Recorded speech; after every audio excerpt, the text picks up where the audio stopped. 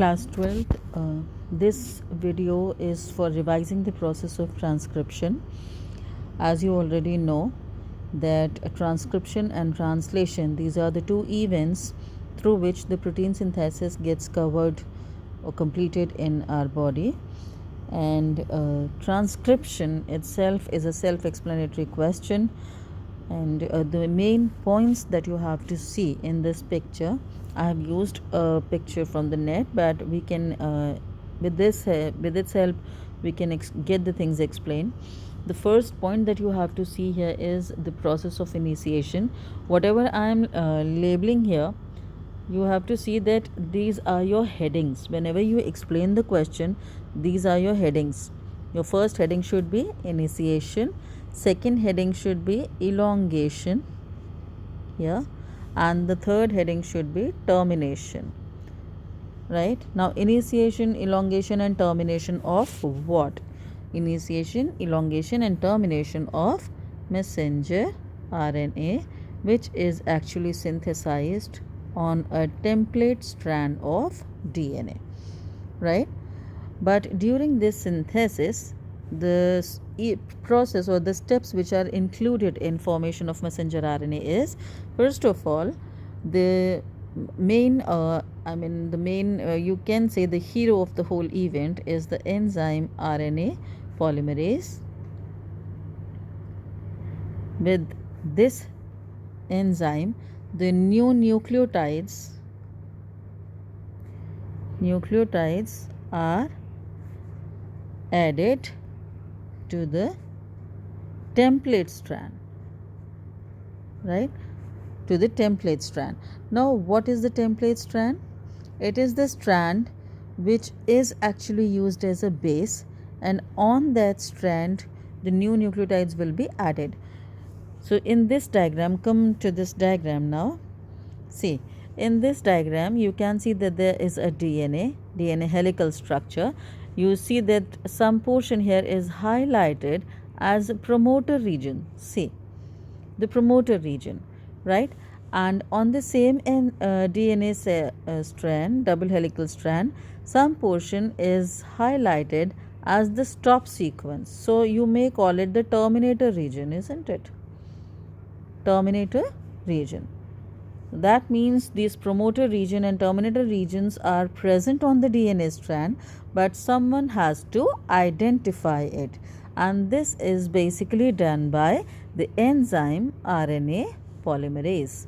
Now this RNA polymerase actually goes to the DNA strand and senses for the promoter region. Now in eukaryotes and archaea, you have to understand this, the most ancient prokaryotes you call them archaea, and the eukaryotes. In these two categories, eukaryotes, in these two categories it is known as Tata box, because TATA is the sequence of decoding, to be read, the sequence to be read, you call it Tata box. But in prokaryotes, the same thing can be homologued as, homolog means the same point of DNA transcription, that is known as Pribnow box. This is just for your information that in archaea and eukaryotes it is known as TATA box, in short we call it Tata box, and in prokaryotes its homologue is Pribnow box, right? I'm erasing this one, this was just for your information. So now what you have to see is that RNA polymerase goes to the DNA strand and it identifies the promoter region. Now promoter region is the area which is a kind of flag where the DNA, where the messenger RNA is supposed to be, the process of formation of messenger RNA is supposed to be started. So that means the point of beginning of transcription, right? Point of beginning of transcription is promoter. So here RNA polymerase would identify where the promoter is and it will start adding up new nucleotides on its strand. But before adding up new nucleotides, children, let me erase few things here. I've already highlighted that you have to see the terminator, You have to see the promoter, RNA polymerase. I underlined these things already for you, and now I'm just creating some space for the further explanation.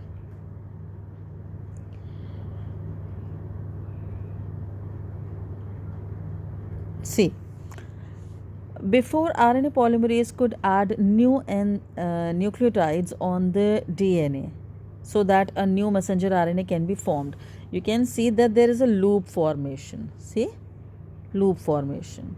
I mean, the two strands of DNA, they got unwound in a specific region where the promoter is present. These strands, they get unwound. Why? This is done with the activity of helicase. Now this enzyme unwinds the two strand and there is a kind of bubble formation. You can see that there is a bubble formation and the two strands have these exposed nucleotides. See, now they are not bonded. The hydrogen bonding between them is broken, and in this area, right, in this area the hydrogen bonds are not there and the nucleotides are free. So here what you have to see is that one strand, suppose this is your strand of interest and you are trying to, just hold on, and you are trying to copy this much of segment. This is your information and this is supposed to be copied down on messenger RNA, right? Whatever is the sequence, suppose 1 2 3 4 5 6 7 8 is the sequence, and suppose if we believe that 1 2 3 4 5 6 they are combined with, say, 7 8, and they are always combined with like 9 10 11 12 13 14 15 16, right? So this is the complementary bonding. This bonding is known as complementary bonding. This is just for your example, otherwise it is always A to T and C to G. So this is the rule. Wherever C is present, it will be bonded with G, and if it is A, it will be bound with T, right? So if this is the area that you have to copy down, you cannot take this strand as the template strand, because these sequences will only be copied down complementarily on the opposite strand, on this strand, right? So if you have to take one strand as your sense strand, which is supposed to be copied, suppose this one is your sense strand because you want this sequence to be copied on messenger RNA, you cannot take the same strand as template. You have to take the opposite strand as template, so that, because here already the complementary nucleotides are present, and when new nucleotides will be added on, they will be 1 2 3 4 5 6 7 8 in this way. So base should be complementary so that the same information can be copied down here. This one is sense strand, this is your strand of interest which is supposed to be copied down, and the opposite side is anti-sense strand, right? So the sense strand cannot be taken as template, so you call it a non-template strand, but anti-sense strand can be taken as the template. You are taking it as a base so that RNA polymerase can join new nucleotides on it to form the messenger RNA. So this one is the template strand, right? Ultimately what happens in the third situation, see, now RNA polymerase has identified that, okay, this yellow portion, this was the area of initiation. From here the messenger RNA will be started and then it will continue till this termination, and you can see the stop sequence. Here we have just shifted the image further. This is the stop sequence. That means after adding up new nucleotide sequences on the template strand, for how long this is going to run? This is going to run till the stop sequences are phased. These stop sequences or codons are UAA, UAG and UGA. These are the stopping codons, nonsense codons or stopping codons.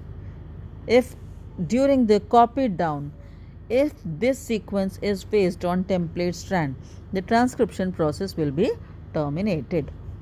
right? So, 3 headings there: initiation, elongation, termination. In initiation, first of all, the RNA polymerase would go and identify the promoter site where it will start, where it will begin transcription. The strand will be unwound with the help of helicase, right? And then thereafter, the RNA polymerase will start adding up new nucleotides on the template strand. Template strand is always opposite to your strand of interest. Strand of interest. And after copying down this and synthesizing messenger RNA, the transcription process waits for the stopping codons. Once these codons are phased, the transcription process terminates, and at last this enzyme also gets detached and messenger RNA also gets detached by, I mean, it's a complex which is detached from the parent DNA, and later on enzymes also release the messenger RNA so that it can go out of the nucleus and reaches the protein synthesis site. Right, children?